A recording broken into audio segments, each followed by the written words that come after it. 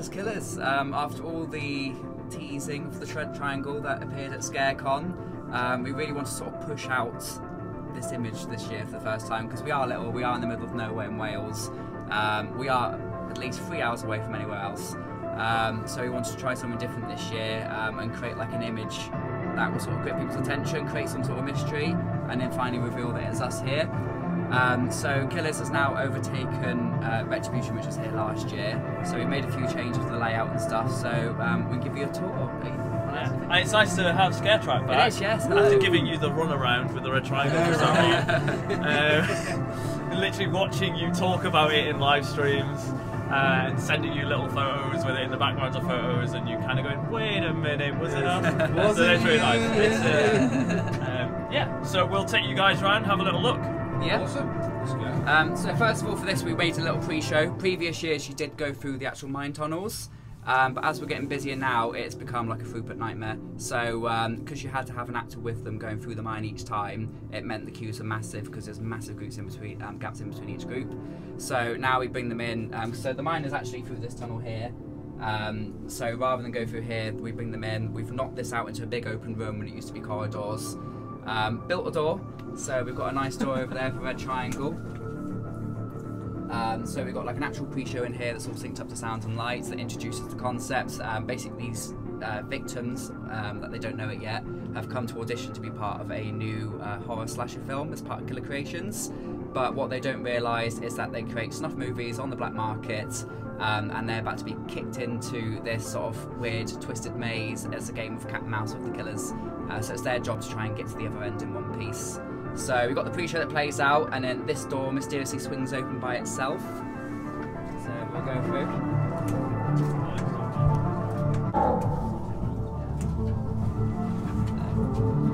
So I don't know if you noticed on your run through. We went round twice. We went round twice. Probably at least twice, yeah. There's a very complex series of doors to fit in here. So we've got 3 doors that need to be moved in the right sync and timed so the groups don't see it, hopefully. So we do have control, so to extend the length we can send people around multiple times, the actors can get multiple scares. We've got extra grab points as well now that we haven't had in previous years, so actors can sort of appear from other scenes and get scares in here.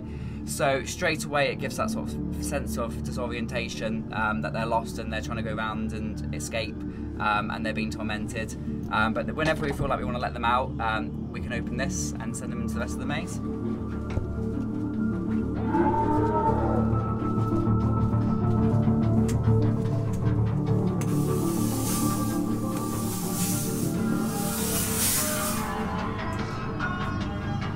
So now we're coming into our Red Triangle room. So we've got lovely neon triangles. So when the smoke's filled in this room, it gives like a really cool illusion that's sort of floating above you and over the top.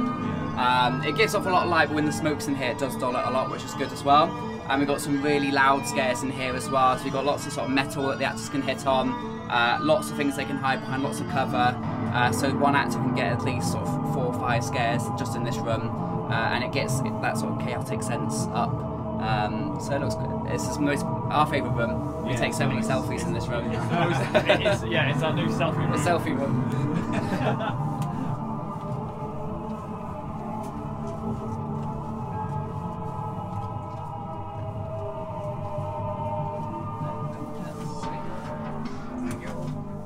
And there's mine, the little step which you come down here as well.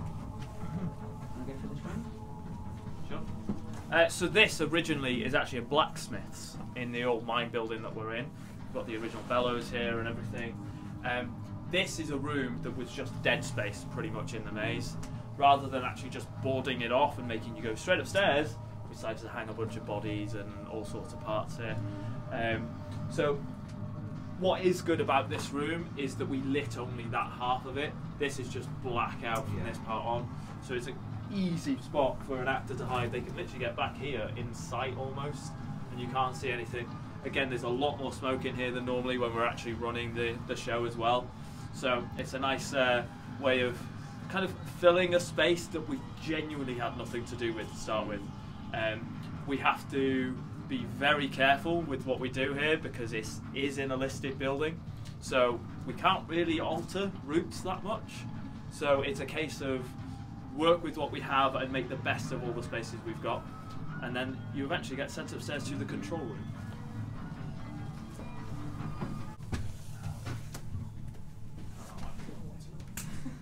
So this is our control room.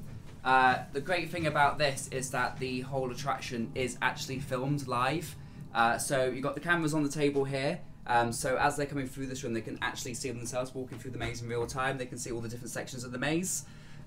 We actually have cameras around the rest of the site as well. So people that pay close attention could probably notice they can watch Night Stalker in the bottom corner as well.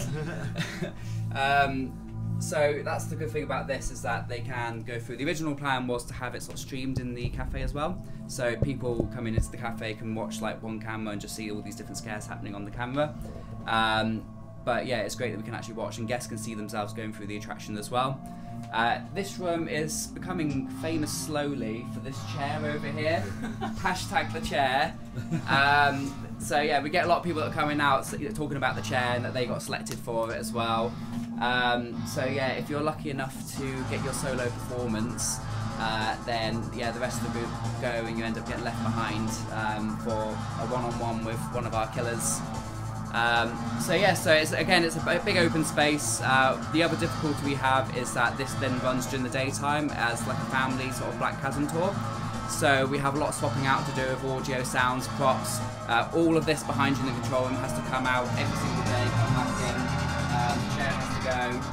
So we have to do a lot of swapping over just for each show, just between, in a short hour between like daytime and nighttime to get it ready for Terror Mountain. So during the daytime it's more like scene based, whereas at night we go through as like a maze. So then they come through out the control room. Usually someone gets left behind, but everyone else comes through into here.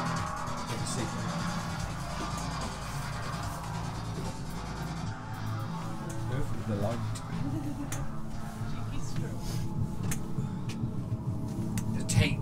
Oh, you didn't notice it? Yeah. Did you notice it? The floating tape. The tote that was also sent to your house. Yes. That we didn't open. We got shot. I'm glad that people are now noticing this tape, because I put it up the other day, and the first night people just walked past it, and I was like, oh, it's such a waste. And now people have commented on the tape. I'm happy. It was all worth it, just for the floaty tape.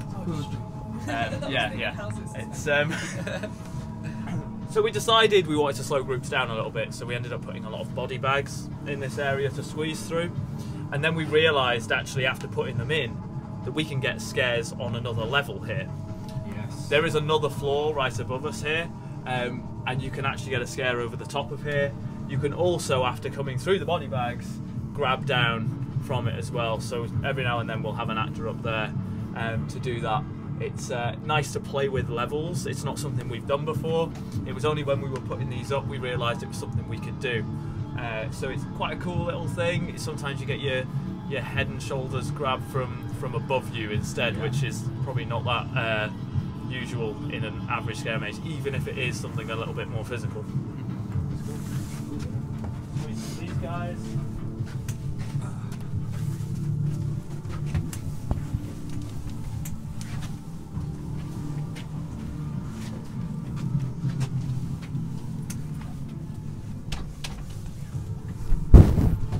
So now you're coming into, it used to be a pitch black maze, but we've made it into a UV tunnel now.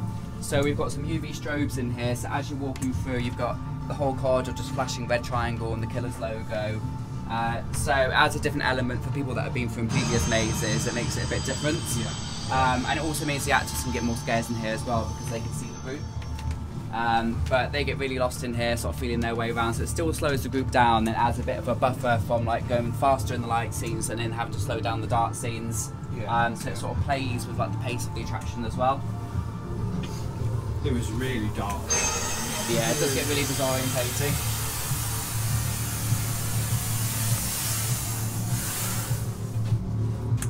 And then we come into our final room, which is the first time we've ever done like a laser swamp effect. Yeah. There's not much smoke in it anyway, so you can see all the way under it. But the actors can have loads of fun playing with it, ducking underneath it. It creates a lot of dark corners in here as well, so it makes loads of actor hiding spots as well, so we can pile them in, and then the actors can literally just bounce scares off each other from both sides.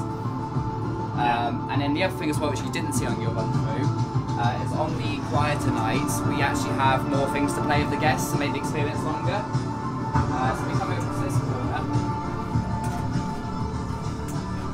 We've got another door here that then goes back into the maze. So if we wanted to loop guests again and send them, keep them in here for longer, we can do. Oh, sweet. So we've got lots of different sort of doors and things we can play with. So the experience can sort of adapt and change based on how busy we are. So if it's got a short queue, they can keep people in here for longer. Obviously, if it's busier, then we have to get people through quicker. But the options are there to sort of adapt and play and change it up for each group. So even if they come through again later or the next day or they revisit us, hopefully it'll be a different experience each time. That's really cool. And then that eyes it just blends into the wall. Yeah, I didn't even notice that. Yeah, there you go, yeah. Some groups get it, some don't, depends on how busy we are. Tonight was quite a busy night that you guys came on, so we had to kind of speed queues up a little bit more. And then to actually get out, we have a mag-lock door that lets you eventually out into safety.